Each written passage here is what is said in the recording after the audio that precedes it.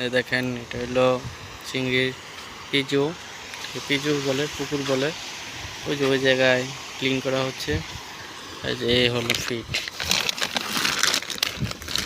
এই হলো ফিট, এই হলো ফিট।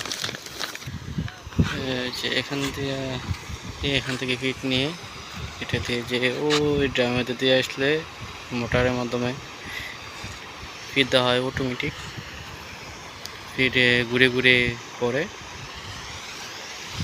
লাইন আছে, অটো লাইন দেওয়া, সুইচ দেওয়া। এখানে সুইচটি দিলেই এখানে অটোমেটিক ফিট যায়। আর এইভাবে অটোমেটিক করে 30 মিনিট পর পরে ফিটের ব্যবস্থা করে দেওয়া হচ্ছে, ওই ফিট হয়।